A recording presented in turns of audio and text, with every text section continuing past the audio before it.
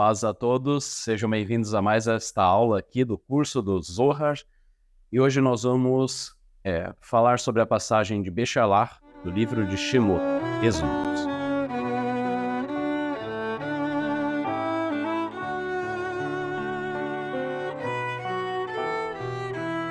Antes de iniciarmos esse vídeo, peço que deixe seu like, Deixa aqui nos comentários o que você acha sobre essa passagem, essa importante passagem da Torá, que traz muitas lições para nós. O que você já refletiu sobre esse assunto?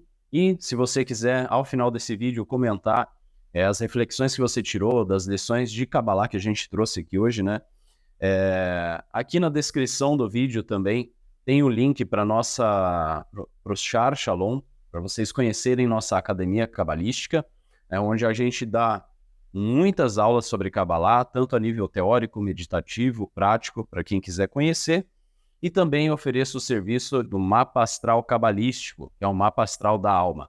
Lá a gente consegue ver todas as suas potencialidades e debilidades. E agora, nesse mês de Nissan que nós estamos, eu estou oferecendo 20% de desconto a todas as pessoas do signo de Áries. Então, se você é do signo de Áries, está aqui agora no mês de Nissan, está vendo esse vídeo agora, nesse período, então você pode entrar em contato comigo que a gente está fazendo a promoção com 20% de desconto. Também aqui no link, na descrição, a gente tem um link de acesso ao nosso grupo gratuito, aberto, onde a gente ensina bastante coisa, passa bastante material por lá, tem discussões bem bacanas. Então, sem mais delongas, vamos para o vídeo. E o livro de Shemot, então, para a gente iniciar, ele é o próximo livro depois de Bereshit, que seria Gênesis, esse primeiro livro. O segundo, então, a gente conhece como Êxodo, mas o seu nome original em hebraico é Shemot, que significa nomes. E a gente vai entender nesse vídeo o porquê que esse livro se chama Nomes. Aqui tem um grande segredo cabalístico, uma grande ferramenta da Kabbalah, que está contida nesse livro e que poucas pessoas sabem como utilizar essa ferramenta, todas as suas potencialidades. Nesse livro, a gente vê a história da travessia, da libertação, no início já do livro, a libertação da escravidão do Egito, do povo israelita da terra do Egito. E para fazer um breve resumo, Moshe, ele tinha nascido em berço hebreu. Houve uma certa perseguição por parte do faraó às crianças hebreias, e ele mandou exterminar todas as crianças, até mesmo as egípcias. E a mãe de Moshe tentou salvá-lo, colocou ele numa espécie, ou no original hebraico seria uma pequena arca, uma espécie de como se fosse um bercinho, assim, feito de material natural, para que ele boiasse pelo rio Nilo. E foi assim que eles colocaram ele no rio Nilo, e ele foi achado pela princesa do Egito, que criou ele como mãe e tudo mais. Então ele cresceu como um príncipe do Egito. E em determinado momento, ele viu um escravo hebreu sendo maltratado, por um soldado egípcio, e ele acabou matando esse soldado egípcio com uma pedrada. E foi aí então que ele foge para o deserto, passa um bom tempo. Ele conhece a mulher que vai ser a sua esposa mais adiante, filha de Itro. Em português a gente chama de Jetro, Jetró, mas em hebraico seria Itro. E nesse momento ele vai passando então algum tempo, e aí é aqui então que ele começa a ter visões, falar com Hashem, e ele entende a sua missão. E ele volta para o Egito em busca do seu irmão, E aí que tudo começa a se desenrolar, e ele começa nessa jornada para se tornar um profeta. Já era um profeta, mas ele começa a jornada para essa revelação. Então, nesse momento, ele começa aquela disputa com o faraó, sobre a libertação, tem as 10 pragas. E quando eles se libertam de uma vez por todas, eles vão passar, então, que eles fogem para o deserto, Ele queria fazer um acordo com o faraó. Olha, você me deixa 3 dias só para a gente fazer oferendas para o nosso Deus e depois a gente retorna. E o faraó não queria deixar nem 3 dias.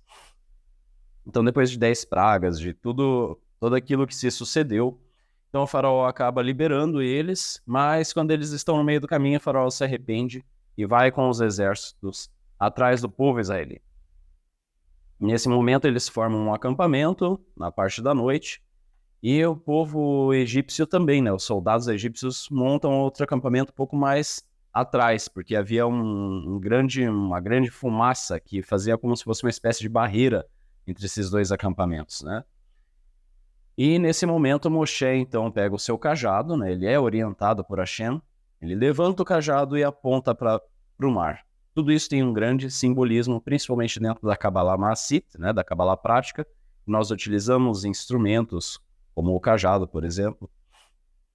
Então ele aponta para o mar e aí é dito que um vento oriental, né, passa a noite inteira e abre aquele mar no meio, deixando em terra seca. E pela manhã o povo hebreu faz a travessia e quando os soldados egípcios vão fazer essa travessia, o mar se fecha e engole todos eles. Mata o faraó e aí o povo está finalmente liberto, né? E aí começa essa grande jornada pelo deserto que vai durar 40 anos até eles chegarem na Terra Prometida.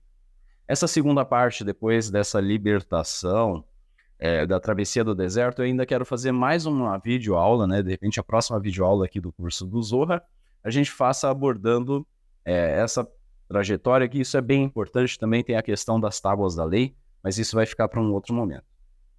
Hoje a gente vai focar principalmente nessa parte da travessia, da libertação da escravidão do Egito e da travessia no Mar Vermelho.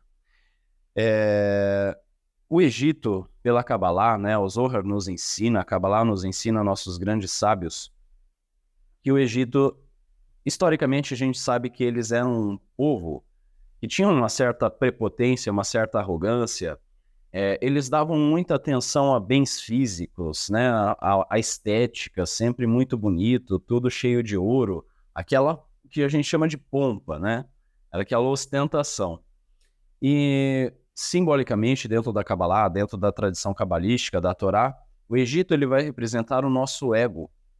Porque o nosso ego, eu já falei aqui em aulas anteriores, né? O nosso ego, apesar dele ser uma estrutura psicológica necessária para o nosso desenvolvimento, para a nossa constituição como ser, ele, de certa forma, também possui pontos negativos, porque ele possui as defesas do ego, né? Essas defesas que vão nos aprisionar em ilusões, em amarras. Como, por exemplo, eu tenho traumas, defeitos, coisas assim, vou projetar em alguma outra pessoa. Então, às vezes, a pessoa está com certas atitudes que não tem nada a ver com aquilo que eu estou pensando, mas eu estou projetando questões internas mal resolvidas nessa pessoa. Por vezes também eu vou achar que eu sou o bonzão, eu sei de tudo, né? Aquela coisa da arrogância, eu sou o melhor, ninguém sabe mais do que eu, ninguém pode me ensinar, porque eu que sei, eu que sou o melhor nisso. Muitas pessoas, a maioria das pessoas tem isso, em determinados níveis, né? Algumas mais, outras menos. Mas a boa parte de nós se sente incomodado quando alguém vem e aponta um defeito, por exemplo. Mesmo que a pessoa chegue e diga assim, olha, eu não achei legal a tua atitude porque você fez isso, isso, isso. Você agiu dessa forma, não é legal isso. Você vai se sentir incomodado, né? Às vezes, por mais que lá no fundo você saiba que tem esse defeito, você vai se sentir incomodado. E é justamente essa arrogância, esse orgulho da gente não conseguir admitir as nossas falhas, não conseguir admitir que temos o que mudar, né? Porque o nosso ego, ele quer se manter na zona de conforto, ele quer ficar ali estável, sem se mudar. Ele também não quer admitir que tem falhas, porque isso machuca ele se sente rebaixado, se sente humilhado. Então ele quer sempre se sentir exaltado. Ele quer sempre que os outros jogam um confete em cima dele, digam o quanto ele é maravilhoso, o quanto ele é bom naquilo que ele faz, né? O quanto ele é bonito. Tudo isso são coisas egóicas. O ego ele vai dar origem, então, ao orgulho, à raiva, à inveja, à paixão, ciúmes, possessividade. Todos esses sentimentos ruins, negativos, que nos aprisionam em ilusões, né? A gente colocar nosso objetivo de felicidade em coisas, em bens materiais. Por exemplo, quando eu tiver aquele celular, eu vou ser feliz. Quando eu tiver aquela casa, aquele carro, eu vou ser feliz. Quando eu tiver aquele trabalho dos sonhos, eu vou ser feliz. Então a gente está sempre atribuindo nossa felicidade a coisas que são supérfluas. E a Kabbalah nos ensina que a gente só pode sentir realmente a verdadeira felicidade naquilo que é eterno, naquilo que é realmente essencial e não superficial. O superficial é a aparência das coisas, a estética das coisas. O essencial é o que está dentro. Então é como eu vou procurar um ótimo livro de Kabbalah, e aí porque ele não tem a capa dura, porque ele tem uma imagem de capa assim mais ou menos, etc., eu não me interesso mais por comprar ele. Sendo que a essência dele, os ensinamentos que estão ali dentro, são coisas muito elevadas. Entende? E é assim que a gente, boa parte de nós, agimos na vida. A gente prioriza a questão estética, o externo, o rótulo, a embalagem, do que realmente a essência, o conteúdo do que está ali dentro. E colocamos nossa felicidade também nessas aparências, nesse mundo de aparências, nesse mundo superficial. Tudo isso vem dessa origem do ego. E aqui nessa história de Shemut, ele é representado pelo Egito, que tenta aprisionar o povo hebreu, tenta aprisionar nessas ilusões, nesse conforto, porque apesar de muitas histórias serem retratadas que os escravos apanhavam, sofriam muito, eles estavam, né, a gente sabe historicamente que os escravos no Egito eles tinham uma boa condição. Eles recebiam comida, casa, moradia, né, vestimentas, eles eram de certa forma bem tratados.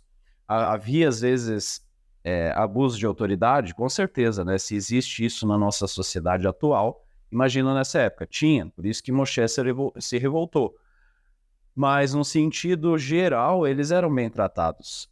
Então, pensa que a proposta de Moshe para esse povo era sair dessa zona de conforto para sofrer no deserto, em busca de uma outra terra, onde eles ainda assim... Então, eram 3 etapas, né?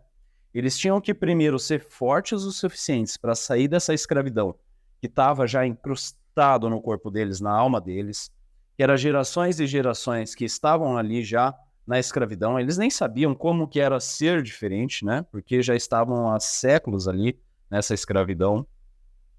Então eles tinham que sair dessa condição, passar um tempo no deserto sofrendo, né? Sem a garantia de ter comida, água, né? Tudo aquilo que se passa no deserto, frio demais à noite, calor demais de dia. Com um povo que se calcula que era 600 mil, né? Mas a gente sabe que os Midrashim nos contam que ainda tinha mulheres, crianças. Calcula-se que eram 6 milhões de pessoas atravessando um deserto. E aí a gente chega então no terceiro ponto, que é chegar nessa Terra Santa e ainda construir algo. Eles teriam que construir uma cidade ali do zero, né? Eles teriam que construir toda a sua civilização do zero. Porque aí sim eles chegam nesse lugar sagrado, e aí eles iam começar a se constituir quanto uma sociedade. Então eram 3 etapas desafiadoras. Qualquer pessoa ia preferir ficar na escravidão, né? Porque aqui eu posso não ter toda a minha liberdade, mas eu não estou sofrendo, tenho minha comida, estou aqui com a minha família, tenho moradia, nem preciso me preocupar com nada, porque estou recebendo tudo. É só eu trabalhar aqui, dar o que eles querem, tá tudo certo. Quantos de nós preferimos ficar na escravidão do nosso Egito, do nosso ego, para não ter que passar por esse deserto? O que é o deserto? O que é essa travessia? É justamente esse sofrimento que passamos na mudança. Quando queremos mudar, a gente tem que fazer todo esse movimento, assumir todas essas falhas, ver a cada dia coisas que estamos errando, pontos negativos que temos que mudar, assumir isso para nós, aceitar o que as pessoas estão nos dizendo. Então, assim, é muito dolorido isso no início, né? Principalmente para o ego. Porque o ego ele vai sofrer demais, porque ele quer ser o melhor, ele quer ser elogiado, exaltado, enaltecido. E tudo isso vai, digamos, denegrindo o ego, né, para si mesmo. Você vai vendo o quanto você é falho, você vai vendo que, de repente, você é um ser humano comum, né, não é nenhum semideus na Terra. E aí, isso vai gerando um sofrimento. Por mais que você seja uma pessoa humilde, assumir esses defeitos, né, buscar essa evolução, buscar essa melhora, causa muito sofrimento. E nesse percurso você vai tentar desistir, né? Tua mente vai dizer, não, você não vai conseguir fazer isso, deixa isso para lá, esquece tudo isso que é muito cansativo, não tem como mudar. E às vezes você tem uma falha na personalidade, algum defeito que é tão difícil, já está tão incrustado aquilo em você, assim como estava incrustada essa escravidão no povo hebreu, que você vai tentar uma vez, tentar duas, três, quatro, todas elas você vai falhar e você vai começar a ficar cansado de tentar. A cada vez que você tenta e falha, te dá mais tristeza ainda, porque além de você ver, né, mostrar para o seu ego que você tem o defeito, você vê que não tem a força suficiente para conseguir superar aquilo. Então isso vai te deixando ainda cada vez mais triste. Então essa travessia no deserto em busca dessa terra prometida, ela vai representar esse movimento, né? A libertação da escravidão no Egito é isso que estamos fazendo, é estudar Cabalá, é abrir nossa mente, então, para os nossos defeitos, para reconhecer quem nós realmente somos e não aquilo que idealizamos de nós mesmos, né? Essa travessia do deserto vai representar esse sofrimento que passamos, essas dificuldades que passamos em busca da nossa própria evolução, e a Terra Santa representa essa chegada, então, no nosso verdadeiro self, na nossa Neshama, né? Quando ela se manifesta puramente no nosso corpo, sem essas amarras da nossa mente, do nosso próprio Egito. O Egito ele vai ser o Satã, né? O nosso próprio opositor interno. E aí vocês vão me perguntar, mas se é tão difícil, dolorido, sofrido, etc., não é melhor então a gente ficar mesmo na escravidão do nosso Egito, no nosso ego, nessa relação estável? O que eu digo para vocês é que dessa forma nós nos manteremos sempre infantilizados. A gente nunca vai chegar numa maturidade psicológica. A gente nunca vai chegar a níveis superiores na vida em todos os âmbitos. Não só no âmbito pessoal, espiritual, emocional, mas no âmbito profissional, no âmbito de realizações materiais. Tudo está conectado. E quando a gente começa a fazer essas transformações internas, isso reverbera também no mundo externo, nas nossas ações, nos nossos relacionamentos, né? Tanto a nível relacionamento emocional, amigos, família, cônjuge, quanto também a níveis profissionais. Então, nesse ponto de vista, essa libertação, essa travessia, ela é super necessária para que a gente alcance essa maturidade psicológica, porque senão a gente vai ser sempre infantiloides, né, com essas atitudes infantis de proteção, porque o ego ele faz isso para nos proteger, para a gente não se magoar, né, para a gente não se ferir, para ele não se ferir, né, na verdade. Então, quando somos crianças ainda que não temos tantos recursos psicológicos, o nosso ego ele cria certos padrões de comportamento e respostas às situações da vida. E em determinados momentos, conforme a gente cresce, esses padrões ficam ali gravados na nossa mente. E a gente vai repetindo, repetindo, repetindo. Então, na fase adulta, surge uma situação que lá no meu inconsciente vai me remeter àquela situação da infância, o meu cérebro vai utilizar o mesmo padrão de comportamento para eu resolver essa situação. O que acontece? Eu obtenho sempre os mesmos resultados. Vocês provavelmente já devem ter ouvido falar dessas pessoas que dizem: sempre acontece a mesma coisa na minha vida. Eu sou uma pessoa tão boa e acontece sempre a mesma coisa. Fulano de tal sempre... nos meus relacionamentos sempre acontece isso. Não sei o que, nos meus trabalhos sempre acontece isso. Então será que se uma coisa está acontecendo tantas vezes, a culpa é realmente 100% do externo? É 100% das pessoas? Ou tem algo em você que deva ser mudado? Algum padrão de comportamento que deva ser mudado, né? E aí, quando a gente começa a fazer essas reflexões, estudar Cabalá, estudar Torá, nos aprofundar, ser humildes para reconhecer os nossos próprios erros e fortes o suficiente para tentar mudar isso, então aí sim começa a abrir a nossa mente, a gente começa a ter as ferramentas necessárias para essa mudança. Forte não é a pessoa que se acha o bonzão, que não admite nada, né? Isso não é forte, é ser fraco. E a pessoa não tem força o suficiente para admitir que ela tem falhas e ter a força suficiente para buscar reparar essas falhas. Então o forte é essa pessoa que é humilde, que ela admite que não é perfeita e que busca nessa evolução. E aí nesse momento, então, ele faz essa abertura do Mar Vermelho. A Cabalá nos diz que ele utiliza o poder desse cajado que veio de Hashem, né, do En Sof. E nesse cajado havia então o nome de Deus de 42 letras, e também gravado os 72 nomes de Deus. E aqui tem uma grande ferramenta cabalística que justamente nesse livro, em Shemot, no capítulo 14, nos versículos 19 até o 21, nesses 3 versículos, justamente a parte que fala dessa travessia do Mar Vermelho, né, onde vem esse vento oriental e abre o mar para que eles possam fazer essa travessia. Esses 3 versículos falam justamente dessa parte. E cada um deles, em hebraico, possui 72 letras. Então, aplicando uma técnica cabalística muito antiga, nós vamos colocar, né? Sabemos que no hebraico a gente escreve da direita para a esquerda. Então, se a gente pega em linha reta, coloca o primeiro versículo da direita para a esquerda, o segundo versículo da esquerda para a direita, e o terceiro versículo da direita para a esquerda novamente, nós vamos ter 72 colunas com 3 letras cada. Através dessa fórmula, nós retiramos então da própria Torá os 72 nomes de Deus. E aqui está uma conexão com o livro se chamar Shemot. Não é à toa que cada um desses versículos possui 72 letras cada. E justamente é esse versículo que fala sobre a abertura do Mar Vermelho. Agora, o que tudo isso quer dizer?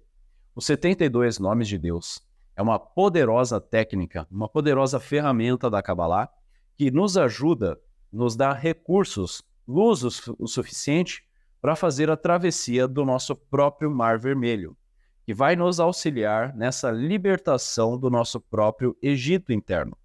Porque esse primeiro passo, né, da gente reconhecer as nossas falhas, reconhecer nossos erros, buscar a libertação do Egito, é a primeira etapa.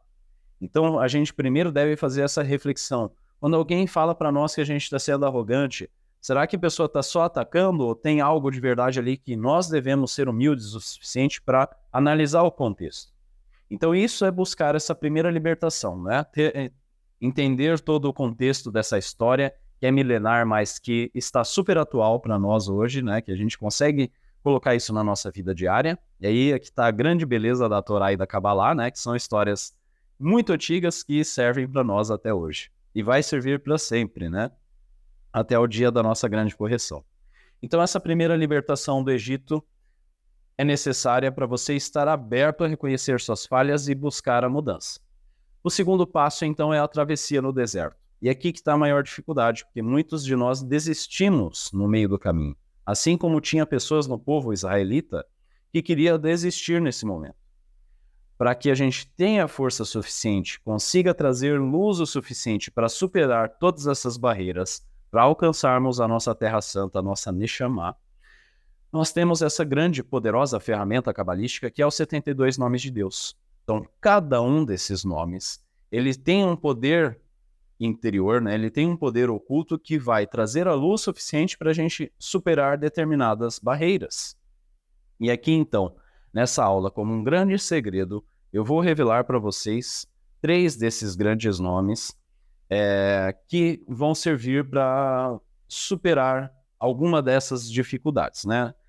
Não vou falar sobre todos os nomes, porque isso precisaria de um curso, até para a gente aprofundar mais ainda os conceitos desses nomes, como utilizá-los, né, da melhor forma, porque existem variadas formas da gente trabalhar com os 72 nomes de Deus, existem treinamentos que a gente pode fazer ao decorrer do ano para aproveitar cada vez mais essa luz. Então é aquilo que eu digo, tem técnicas que vão revelar 10% da luz, tem técnicas que vão revelar 80% dessa luz. Então aqui, como eu indico vocês, fazer a meditação, assim como eu dou lá no Masterclass, né, na aula sobre meditações cabalísticas, no Shar Shalom tem lá o curso Meditações Cabalísticas, e a primeira aula eu já ensino como fazer a meditação utilizando esses nomes. E aqui também no canal vai ter Masterclass, né, Meditações Cabalísticas, que é essa mesma aula que eu abri também para o público, e a gente faz a meditação visualizando as letras dentro de um hexagrama dourado. E aí passa a luz delas para a nossa mente, né, coração, fígado, assim por diante. Quem quiser dar uma olhadinha lá, vou deixar aqui também na descrição do vídeo. Então o primeiro nome é o Samer Yod Tet. Esse nome ele tem a capacidade de realizar milagres, de quebrar barreiras, de ir além do mundo físico.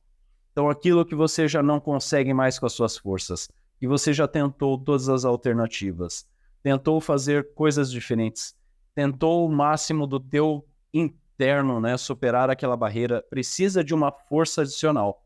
Nós utilizamos esse nome, o Samer Yod Tet, para conseguir trazer essa luz suficiente e abrir, destravar essas barreiras, gerando um milagre. Então, nesse momento, nós devemos nos livrar da raiva, do ódio, inveja, qualquer sentimento negativo e fazer essa meditação de peito aberto, mente aberta, para que essa luz seja canalizada da maneira correta e opere esse milagre na realidade. O segundo nome é o Ain Lamed Mem. Esse nome nós utilizamos também em algumas orações cabalísticas, né? Como, por exemplo, Lechem Hud. Nós meditamos nesse nome antes da oração, e em outros determinados períodos também da Kabbalah, né? Outros ritos de Kabbalah prática que a gente utiliza esse nome para eliminar energias negativas. Esse nome serve como um escudo protetor. Então, na medida que a gente medita nele, nós podemos meditar todos os dias pela manhã. Se vocês já têm o costume de fazer as rezas, né? Alguma das coisas que eu já ensinei aqui no canal, no Shar Shalom também, que vocês já façam de manhã, pode aplicar esse nome, Ain Lamed Mem, meditar nele, aplicando essa técnica para criar esse escudo protetor, essa barreira contra energias negativas, contra influências negativas, né? Que as pessoas às vezes também colocam em cima de você, coisas que vão te atacar, espíritos opositores, né? Que às vezes querem prejudicar a nossa caminhada, a nossa jornada, o nosso estado de paz interior. O terceiro e último nome que eu vou trazer aqui para vocês é o Pei Hei Lamed. Pei Hei Lamed é o nome que está relacionado à eliminação de vícios, todos aqueles vícios que temos, e aqui eu não falo só de vício de repente de fumar, de beber, são vícios também de comportamentos, vícios que às vezes nos destroem nossas relações, e nos impedem de evoluir. Então, às vezes eu tenho lá o vício, sei lá, eu não consigo me livrar de uma mania, de algo que sempre quando acontece determinada coisa eu tenho essa reação. Quando eu fico bravo, eu falo muito palavrão. Isso traz energia negativa para dentro da minha casa, para dentro de mim. Não quero mais, quero perder esse vício de linguagem, vamos supor. Então vocês podem utilizar esse nome, meditar nesse nome, buscando a libertação de determinado vício. E aí nesse momento é bom você sempre mentalizar qual é o vício que você quer se libertar, destruir, e meditar nesse nome, buscando então essa luz para iluminar essa escuridão interior e dissipar essas trevas internas.